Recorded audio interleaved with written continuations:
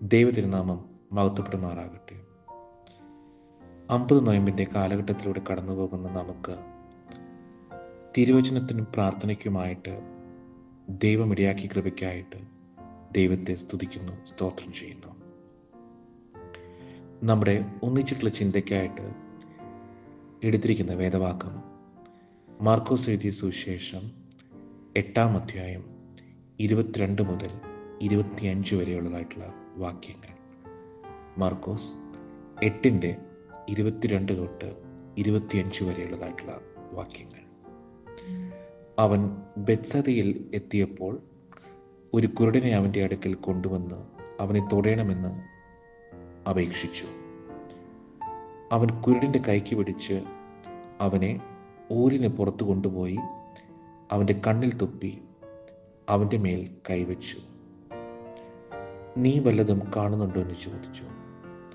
അവൻ മേൽപോട്ട് നോക്കി, ഞാൻ മനുഷ്യരെ കാണുന്നു, അവർ നടക്കുന്നത് മരങ്ങൾ പോലെ എത്രേ കാണുന്നത് എന്ന് പറഞ്ഞു. പിന്നെയും അവൻ്റെ കണ്ണിന്മേൽ കൈവച്ചാറെ അവൻ സൗഖ്യം പ്രാപിച്ച് മിഴിച്ചു നോക്കി, എല്ലാം സ്പഷ്ടമായി കണ്ടു. അവൻ ബെത്സേദയിൽ എത്തിയപ്പോൾ ഒരു കുരുടനെ അവൻ്റെ അടുക്കൽ കൊണ്ടുവരികയാണ്. എന്നിട്ട് അവനെ തൊടുവാനായിട്ട് യേശുക്രിസ്തുവിനോട് അപേക്ഷിക്കുന്നു.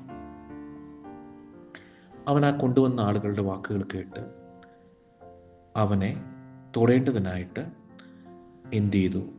ഊരിന് വെളിയിലോട്ട് കൊണ്ടുപോയി അവിടെ വെച്ച് അവൻ്റെ കണ്ണിൽ തുപ്പി അവനെ തൊടുന്നു. എന്തുകൊണ്ടാണ് യേശുക്രിസ്തു ആ നിൽക്കുന്നതായിട്ടുള്ള സ്ഥലത്ത് നിന്നും ആ ഊരിൻ്റെ പുറത്തു പോകാനുണ്ടായിട്ടുള്ളതായിട്ടുള്ള കാരണം? ഒരുപക്ഷെ യേശുക്രിസ്തുവിനെ ആ നിൽക്കുന്നതായിട്ടുള്ള സ്ഥലം അത്ഭുതം പ്രവർത്തിക്കുന്നതിന് ഏതെങ്കിലും തടസ്സങ്ങളുണ്ടെന്ന് തോന്നിയേക്കാം. അങ്ങനെ ഊരിൻ്റെ വെളിയിലോട്ട് അവനെ കൊണ്ടുപോയി അവിടെ വെച്ച് അവൻ്റെ മേൽ കൈവയ്ക്കുന്നു. എന്നിട്ട് അവനോട് ചോദിക്കുന്നു, നീ വല്ലതും കാണുന്നുണ്ടോ എന്ന്.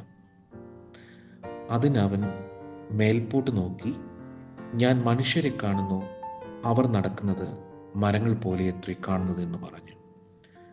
അതായത് തീരെ ഇതുവരെ കണ്ടിട്ടില്ലാത്തൊരു മനുഷ്യൻ ആദ്യമായിട്ടാണ് കാണുന്നത്. അപ്പം അവൻ ആദ്യം തന്നെ മേളിലോട്ട് നോക്കിയപ്പോൾ അവിടെയാണ് മനുഷ്യരെ കാണുന്നത്. അതുപോലെ മനുഷ്യർ നടക്കുന്നത് മരങ്ങൾ പോലെ എത്രയെന്ന്. അപ്പോൾ ആ ലഭിച്ചതായിട്ടുള്ള കാഴ്ചയിൽ എന്തോ ഒരു പ്രയാസം അവന് നേരിടുകയാണ്. അതായത് ഭൂമിയിൽ കണ്ട മനുഷ്യരെ അവൻ കാണുന്നത് മേളിലോട്ട് നോക്കിയപ്പോഴാണ്. മേളിലോട്ട് നോക്കുമ്പോഴാണ് മനുഷ്യരെ കാണുന്നത്. അതുപോലെ മനുഷ്യർ നടക്കുന്നത് മരങ്ങൾ പോലെ എത്രേ. അപ്പോൾ ആ ലഭിച്ചതായിട്ടുള്ള വിഷനിൽ അല്ലെങ്കിൽ ആ കാഴ്ചയിൽ എന്തോ ഒരു പ്രയാസം അവന് നേരിടുന്നുണ്ട്. ഇത് മനസ്സിലാക്കിയ അല്ലെങ്കിൽ ഈ മറുപടി കേട്ട വഴിക്ക് തന്നെ യേശുക്രിസ്തു വീണ്ടും അവൻ്റെ മേൽ കൈവയ്ക്കുന്നു. രണ്ടാമത് കൈവച്ചാറെ അവൻ സൗഖ്യം പ്രാപിച്ച് മിഴിച്ചു നോക്കി, എല്ലാം സ്പഷ്ടമായി കണ്ടു. അപ്പോൾ ആദ്യത്തെ തവണ ആ കാഴ്ചയിൽ എന്തോ ഒരു പ്രയാസം അവന് നേരിട്ടു, അല്ലെങ്കിൽ വ്യക്തമായിട്ട് അവന് കാണുവാനായിട്ട് സാധിക്കുന്നില്ലെന്ന് മനസ്സിലാക്കിയ യേശുക്രിസ്തു രണ്ടാമതും എന്ത് ചെയ്യുന്നു?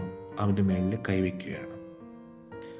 അപ്പോൾ ഇതിൽ നിന്ന് നമുക്ക് മനസ്സിലാക്കുവാനായിട്ട് സാധിക്കുന്നത്, നമ്മൾ യേശുക്രിസ്തുവിനോട് നമ്മൾ ഒരു സൗഖ്യം അപേക്ഷിക്കേണ്ടതായിട്ടുള്ള സമയത്ത് പൂർണ്ണമായിട്ട് സൗഖ്യം നമുക്ക് ലഭിച്ചില്ലെങ്കിൽ, അല്ലെങ്കിൽ ആദ്യം ലഭിച്ചതായിട്ടുള്ള ആ സൗഖ്യത്തിൽ അല്ലെങ്കിൽ ആ കാഴ്ചയിൽ എന്തെങ്കിലും പ്രയാസം നേരിടുന്നുണ്ടെങ്കിൽ വീണ്ടും യേശുക്രിസ്തു നമുക്ക് വേണ്ടി കൈവയ്ക്കാനായിട്ട് ഒരുങ്ങുകയാണ്.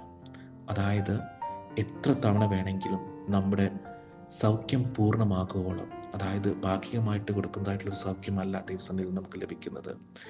നമ്മൾ ആഗ്രഹിക്കുന്നതായിട്ടുള്ള രീതിയിൽ, അതായത് ഫുൾ ക്ലാരിറ്റിയോടുകൂടെ അവന് കാണുന്നതിനും അവൻ്റേതായിട്ടുള്ള കാര്യങ്ങൾ ചെയ്യുന്നതിനും ദൈവം ഇടയാക്കുകയാണ് ചെയ്യുന്നത്. അപ്പോൾ നമ്മൾ ദൈവസന്നിധിയിൽ ഏതെങ്കിലും ഒരു വിഷയത്തിന് പ്രാർത്ഥിക്കുന്നുണ്ടെങ്കിൽ, അല്ലെങ്കിൽ ഏതെങ്കിലും ഒരു സൗഖ്യത്തിന് അപേക്ഷിക്കുന്നുണ്ടെങ്കിൽ, അത് ഭാഗികമായിട്ടല്ല, അല്ലെങ്കിൽ പകുതിയിലോ പാതിയിലോ അല്ല ദൈവം നമുക്ക് തരുന്നത്. മൊത്തമായി, അല്ലെങ്കിൽ നമ്മൾ ആഗ്രഹിച്ചതായിട്ടുള്ള രീതിയിൽ കാഴ്ച തരുവാനോ അല്ലെങ്കിൽ നമ്മുടെ ആഗ്രഹങ്ങളെ നിറവേറ്റുവാനായിട്ട് ദൈവം തയ്യാറാണ് എന്നുള്ളതായിട്ടുള്ളൊരു മെസ്സേജാണ് നമുക്ക് ഇവിടുന്ന് ലഭിക്കുന്നത്. ഇതുപോലെ ഈ നൊയമ്പ് കാലഘട്ടത്തിൽ നമ്മൾ ഏതൊക്കെ വിഷയങ്ങളെ ഓർത്തുകൊണ്ട് ദൈവസ്ഥനിൽ പ്രാർത്ഥിച്ചു കൊണ്ടിരിക്കുന്നു, ആ വിഷയങ്ങൾ നമ്മൾ ആഗ്രഹിക്കുന്നതായിട്ടുള്ള രീതിയിൽ സൗഖ്യം തരുവാനോ അല്ലെങ്കിൽ ആ ആഗ്രഹങ്ങളെ നിറവേറ്റുവാനോ, അതിനുവേണ്ടി എത്ര തവണ വേണമെങ്കിൽ നമ്മുടെ മേൽ കൈവയ്ക്കുവാനോ തയ്യാറായിരിക്കുന്നതായിട്ടുള്ള ഒരു യേശുക്രിസ്തുവിനെയാണ് നമുക്ക് ഈ ഒരു ഭാഗത്ത് കൂടെ മനസ്സിലാക്കുവാനായിട്ട് സാധിക്കുന്നത്. ഈ വചനങ്ങളാൽ ദൈവം നിങ്ങളെ ഓരോരുത്തരെയും അനുഗ്രഹിക്കട്ടെ എന്ന് പ്രാർത്ഥിച്ചുകൊണ്ട് നിർത്തുന്നു. ദൈവം നമ്മളെ അനുഗ്രഹിക്കട്ടെ.